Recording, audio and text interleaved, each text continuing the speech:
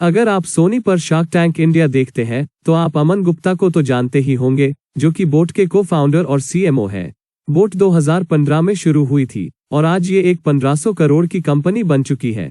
नमस्कार दोस्तों, एडिकॉस की तरफ से आज के इस वीडियो में चलिए जानते हैं कि कैसे बोट आज इंडियन स्टार्टअप इकोसिस्टम के अंदर सबसे सक्सेसफुल स्टार्टअप्स में से एक बना है और कैसे इस कंपनी ने सिर्फ 5 सालों के अंदर ही इतनी बड़ी ग्रोथ ली और इनके आगे के प्लान्स क्या है। साल 2020 में बाकी कंपनीज के मुकाबले इनका मार्केट शेयर लगभग 50% का था, क्योंकि लॉकडाउन के वक्त उनका सेल्स 15,000 यूनिट्स पर डे होने की वजह से उनके रेवेन्यू में हमें 20% जंप देखने को मिला था। तो आपने लॉकडाउन में ऑनलाइन मीटिंग्स या ऑनलाइन लेक्चर्स के दौरान अगर हेडफोन्स यूज किया है तो काफी चांसेस है कि आपने बोट के ही हेडफोन्स यूज करे होंगे। इनके सक्सेस के पीछे पहला बड़ा कारण है इनके कम नंबर ऑफ एम्प्लॉइज। बोट में अभी लगभग 321 एम्प्लॉइज है और साल 2021 में इन्होंने केवल 14 करोड़ 31 लाख रुपए सैलरीज में खर्च किया है, जो कि इनके कंपेटिटर्स के मुकाबले काफी कम है। इस वजह से बोट के नेट प्रॉफिट्स ज्यादा होते हैं, इसलिए इनके प्रॉफिट्स पिछले साल 61% से ग्रो हुए हैं। इस साल 2022 में बोट आईपीओ भी लॉन्च करने जा रहा है, जहां ये लोग $1.5 से $2 बिलियन के आसपास का वैल्यूएशन ट्राई करेंगे। अब चलिए इनके कुछ बिजनेस स्ट्रैटेजीज को समझने की कोशिश करते हैं, जो मिस्टर अमन गुप्ता और उनके टीम ने यूज किया, जिससे बोट आज देश भर में इतना बड़ा सक्सेस साबित हुआ। और हम ये भी जानेंगे कि कैसे ये लेसन्स आपके भी काम आ सकते हैं। बोट का सबसे बड़ा कंपेटिटिव एडवांटेज है इनका मार्केट पोजीशनिंग। ये कहानी है साल 2016 की, जब एप्पल ने पहली बार एयरपॉड्स लॉन्च किया। उसके बाद इंडियन मार्केट में अचानक वायरलेस ईयरफोन्स का डिमांड बढ़ गया। अब एप्पल के एयरपॉड्स महंगे होते थे, जिसका प्राइस लगभग 15,000 रुपए से भी ज्यादा था, और वही बोट आ गया उनका एयरडोप्स लेकर के, जो कि बहुत ही ज्यादा अफोर्डेबल था, यानी कम बजट वाले लोग भी इसको आसानी से खरीद सकते थे। बोट के एयरडोप्स का प्राइस 1 से 2,000 रुपए के बीच में रखा गया और इन्होंने वॉल्यूम का गेम खेला। जैसे कि हम जानते हैं कि इंडियन मार्केट बहुत ही प्राइस सेंसिटिव है, यानी लोग कम पैसों में अच्छी चीज चाहते हैं।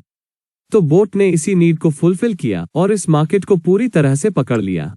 इसके बाद इन्होंने सेलिब्रिटी एड्स में भी पैसा लगाया, जैसे हार्दिक पांड्या का एड आपने टीवी में देखा होगा। इसके जरिए इनका मेन मोटिव था कस्टमर्स के मन में एस्पिरेशनल वैल्यू को जगाना, क्योंकि इनका जो है टारगेट कस्टमर्स यंग पॉपुलेशन है, जो कि काफी एंथुसियास्टिक होते हैं, और इस तरह के एड्स से वो अक्सर इंस्पायर्ड महसूस करते हैं और कुछ हद तक अपने आप को उस पर्टिकुलर ब्रांड के साथ रिलेट भी कर पाते हैं। अब आप पूछेंगे कि सिर्फ सेलिब्रिटी से एड्स देने से ही अगर प्रोडक्ट बिकता, तब तो सारे ब्रांड्स अपने प्रोडक्ट को इम्प्रूव करने के बजाय सेलिब्रिटी एंडोर्समेंट्स में ही अपने पूरे पैसे लगा देते। देखिए दोस्तों, हेडफोन्स जैसे इलेक्ट्रॉनिक डिवाइसेस के मामले में बात अलग है, क्योंकि अगर आप कोई प्रोफेशनल वीडियो एडिटर या ऑडियो क्रिएटर नहीं है, तब आप मार्केट में अलग अलग हेडफोन्स के ऑडियो क्लैरिटी या साउंड क्वालिटी के बीच में फर्क को महसूस नहीं कर पाएंगे। ऐसे में ऑडियो क्वालिटी से ज्यादा कम दाम के उस प्रोडक्ट को ही आप खरीदना पसंद करेंगे, जो कि किसी सेलिब्रिटी ने प्रमोट किया है। और जैसा कि मैंने कहा, इनके टारगेट कस्टमर्स यंग लोग हैं, तो इस कैटेगरी के कस्टमर्स अक्सर सेलिब्रिटी एड्स से काफी इन्फ्लुएंस्ड होते हैं। साथ ही ये सस्ते प्रोडक्ट को ज्यादा प्रेफर करते हैं, क्योंकि बजट टाइट होता है। बोट ने साल 2021 में 59 लाख यूनिट्स बेचे, जिसमें उन्होंने सेलिब्रिटी एड्स रन करने की वजह से कस्टमर्स से तकरीबन 200 रुपए ज्यादा चार्ज किया। तो कुल मिलाकर देखा जाता है कि इससे उनका 118 करोड़ के आसपास रेवेन्यू एक्स्ट्रा जनरेट हुआ। एक सेलिब्रिटी एड जब इतना बड़ा सक्सेस साबित हुआ, ये एक के बाद एक सेलिब्रिटी एड्स में पैसे डालते गए और कस्टमर्स के माइंड्स में एस्पिरेशनल वैल्यू को बढ़ाते चले गए। आज लगभग सारे बोट के यूजर्स ना सिर्फ इनके फैंस हो चुके हैं, बल्कि वो रिपीट कस्टमर्स भी बन चुके हैं। यानी अगर उनको कभी कोई दूसरा हेडफोन खरीदना हो या अपने दोस्तों को रेकमेंड करना हो, तो चांसेस है कि वो उनको बोट के ही प्रोडक्ट्स खरीदने की सलाह देंगे। ऐसा सिर्फ होता है अगर आपके प्रोडक्ट के लोग दीवाने बन जाए, और ऐसा सिर्फ होता है क्वालिटी की वजह से। इसीलिए दोस्तों, अपने प्रोडक्ट के साथ कभी कॉम्प्रोमाइज मत कीजिएगा, चाहे आप किसी भी तरह का बिजनेस क्यों ना कर रहे हो।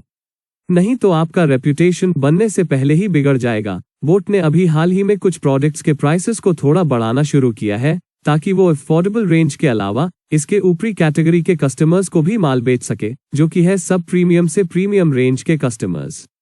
तो बोट से आखिर में हमें यही सीखने को मिलता है कि आप अगर बिजनेस कर रहे हैं, तो सबसे पहले अपने कंपेटिटिव प्रायोरिटी को आइडेंटिफाई कीजिए, जो कि होता है या तो कॉस्ट, टाइम, क्वालिटी या इनोवेशन।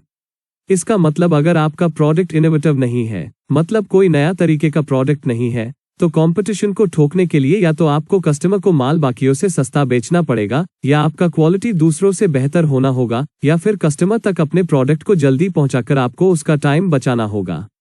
तो दोस्तों, आज के लिए इतना ही। नीचे कमेंट बॉक्स में बताइए कि आपको ये वीडियो कैसा लगा।